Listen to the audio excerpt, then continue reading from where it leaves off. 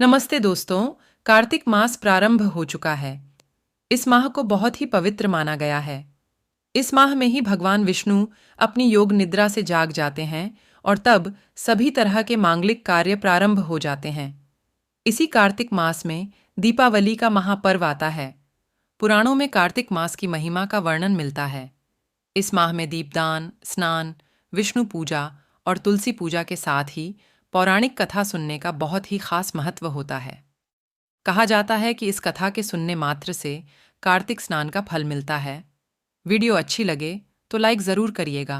आओ सुनते हैं कार्तिक मास की कथा। एक नगर में एक ब्राह्मण दंपत्ति रहते थे।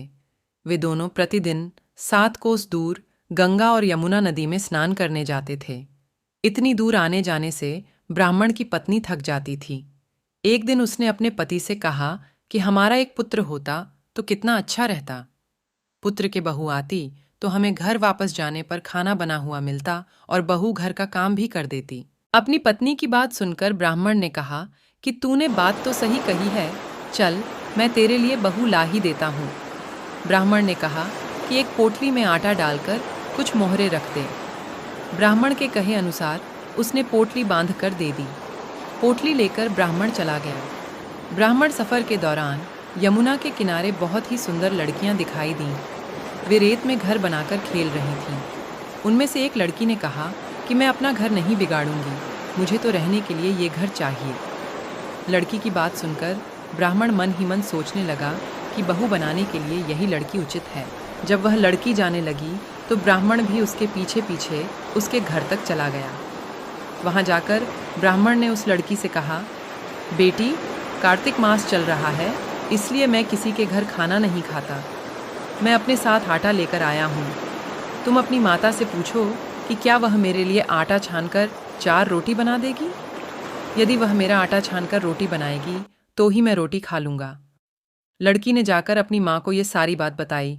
माँ ने कहा, उचित है, जाकर ब्राह्मण देव से कह दो कि वह अपना आटा दे दे, मैं रोटी बना दूंगी। जब वह आटा छानने लगी तो आटे में से मोहरें निकलीं। वह सोचने लगी कि जिसके आटे में इतनी मोहरें हैं, उसके घर में कितनी मोहरें होंगी। जब ब्राह्मण खाना खाने बैठा तो लड़की की माँ ने उस ब्राह्मण से पूछा, क्या आपका कोई लड़का है और क्या आप उस लड़के की सगाई करने जा रहे हो। यह सुनकर ब्राह्मण ने कहा कि मेरा लड़का तो काशी में पढ़ने गया हुआ है, लेकिन यदि तुम कहो तो खांड कटोरे से विवाह करके तेरी बेटी को अपने साथ ले जाऊं। लड़की की माँ ने कहा, ठीक है ब्राह्मण देव। इस पर लड़की की माँ ने लड़की की खांड कटोरे से शादी करके ब्राह्मण के साथ भेज दिया। ब्राह्मण ने घर आकर कहा, दरवाजा खोलकर देख, मैं तेरे लिए बहू लेकर आया हूं। ब्राह्मण की पत्नी भीतर से ही बोली, हमारे तो कोई बेटा बेटी नहीं है तो बहू कहाँ से आए। दुनिया ताने मारती थी, अब आप भी मारने लगे। ब्राह्मण ने कहा, तू दरवाजा खोलकर तो देख। जब ब्राह्मणी ने दरवाजा खोला तो सामने बहू को खड़ी देखा। उसने बहू का स्वागत किया और आदर सत्कार से अंदर ले गई। अब जब ब्राह्मण अपनी पत्नी के साथ नदी स्नान करने जाता तो पीछे से बहू घर का सारा काम करके और खाना बनाकर रखती थी। वह उनके कपड़े धोती और रात को हाथ पैर भी दबाती थी। इस तरह बहुत दिन बीत गए। ब्राह्मणी ने अपनी बहू से कहा कि बहू, कभी भी चूल्हे की आग मत बुझने देना और मटके का पानी खत्म मत होने देना। परंतु एक दिन चूल्हे की आग बुझ गई। ये देखकर बहू घबरा गई और भागी भागी अपनी पड़ोसन के पास गई और कहा कि मेरे चूल्हे की आग बुझ गई है, मुझे थोड़ी आग चाहिए। मेरे सास ससुर सुबह 5 बजे से गए हुए हैं, वह थके हुए घर आएंगे, इसलिए मुझे उनके लिए खाना बनाना है। ये सुनकर पड़ोसन ने कहा कि तू तो बावली है, तुझे ये दोनों मिलकर पागल बना रहे हैं। इनके कोई पुत्र नहीं है, ये संतान है। बहू ने कहा, नहीं ऐसा मत बोलो, इनका बेटा तो बनारस काशी में पढ़ने गया हुआ है। इस पर पड़ोसन ने कहा कि यह तुझे झूठ बोलकर लाए हैं, मेरी बात सच मान, इनके कोई बेटा नहीं है। अब बहू पड़ोसन की बातों में आ गई और कहने लगी कि अब आप ही बताओ, मैं क्या करूं। पड़ोसन ने कहा कि करना क्या है, जब तुम्हारे सास ससुर आए तो जली हुई रोटियां बनाकर देना और बिना नमक की दाल बनाकर देना। खीर की कड़छी दाल में और दाल की कड़छी खीर में डाल देना। पड़ोसन ने उसे अच्छे से सिखा पढ़ा दिया। फिर जब उसके सास ससुर घर आए तो उसने न तो उनका आदर सत्कार किया, ना ही उनके कपड़े धोए। जब उसने सास ससुर को खाना दिया तो सास बोली, बहू, आज यह रोटियां जली हुई क्यों हैं और दाल भी अलूनी है? तब बहू ने पलटकर कहा कि एक दिन ऐसा खाना खा लोगे तो कुछ बिगड़ नहीं जाएगा तुम्हारा। सास ससुर को खरी खोटी सुनाकर वह फिर से पड़ोसन के पास गई और बोला कि अब आगे क्या करना है। पड़ोसन ने कहा कि अब तुम सातों कोठों की चाबी मांग लेना। अगले दिन जब भी स्नान करने के लिए जाने लगे तो बहू अड़ गई कि मुझे तो सातों कोठों की चाबी चाहिए।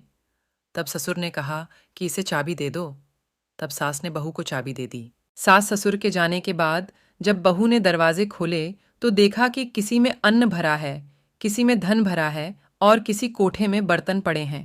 जब उसने सबसे ऊपर का सातवां कोठा खोला तो देखा कि शिवजी, पार्वती माता, गणेश जी, लक्ष्मी माता जी, पीपल पटवारी, कार्तिक के ठाकुर, राय दामोदर, तुलसी जी का बिड़वा, गंगा यमुना और 33 कोटि देवी देवता विराजमान है। वहीं पर एक लड़का चंदन की चौकी पर बैठा माला झप रहा है। ये सब देखकर उसने लड़के से पूछा कि तुम कौन हो? तब लड़का बोला कि मैं तेरा पति हूं, अभी दरवाजा बंद कर दे। जब मेरे माता पिता आएंगे तब दरवाजा खोलना। यह सब देखकर बहू बहुत खुश हुई और 16 श्रृंगार कर, सुंदर वस्त्र पहनकर अपने सास ससुर का इंतजार करने लगी। उसने अपने सास ससुर के लिए अच्छे अच्छे पकवान बनाए।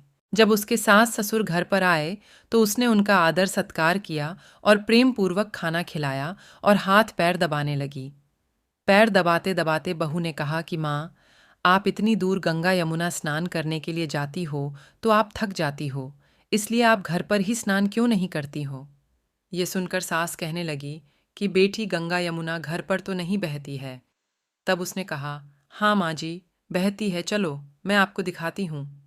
जब बहू ने सातवां कोठा खोलकर दिखाया तो उसमें शिव जी, पार्वती जी, गणेश जी, लक्ष्मी जी, पीपल पटवारी, कार्तिक के ठाकुर, राय दामोदर, तुलसी जी का बिड़वा, गंगा यमुना बह रही है और 33 कोटि देवी देवता विराजमान हैं।